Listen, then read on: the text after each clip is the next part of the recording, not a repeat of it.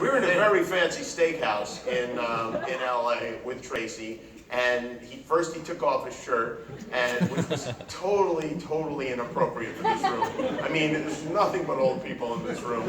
And then he turned into his high school football coach, and he started giving a motivational speech, which he was crying and cursing and yelling, and made everyone take a knee. Everyone in the restaurant had to take a knee.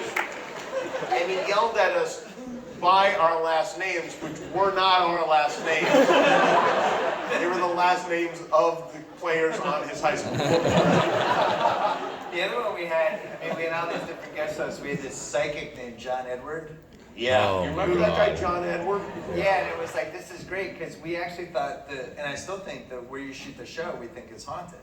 Like, definitely, like, people were hearing noises, like, we thought stuff It was all going on. bullshit. That place wasn't haunted. But everyone claimed they saw ghosts. Meanwhile, I'd sleep over there like 3 nights a week. I never saw any ghosts. But people were claiming there were ghosts, and so we thought it would be fun to bring this John Edward on to contact these spirits and see what was going on. Turned out he wasn't. Turned out it wasn't fun at all. And And then the other great one was we had Lewinsky on.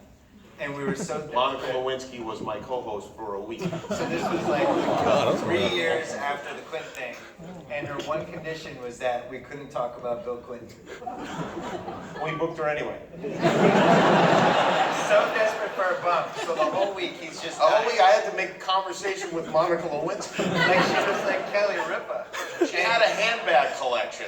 Which she kept pimping. So the whole week he's dying that this was like his idea of hell.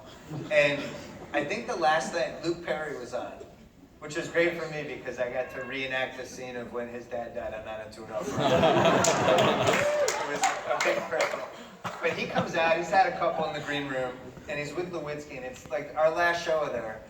And at some point he just turned over to her and be like, I always thought you were kind of hot from that Clinton thing. And just went into it, and she was mortified, and you were the happiest I've ever seen. It was like we had paid him to do it. Yeah. He started hitting on her. Yeah, that was great because I had to abide by the rules, but that didn't mean our guests had to abide by them. I had a heart-to-heart with her in my dressing room because I think I told her that it wasn't working. Like, it's great because she was only there for a week, but we acted as like a month. Like I had to have a talk with her on like Wednesday. And well, my dressing room. Right. And she was, as I recall, she was crying. And I was on the verge of crying also because I had to give Monica Lewinsky a pep talk. And I said, it's just, there's an elephant in the room here, and the fact that it just looks, I know this is the deal we made, and I'll respect that if we must, but it just looks bad that we haven't made any reference to the reason, why you're famous.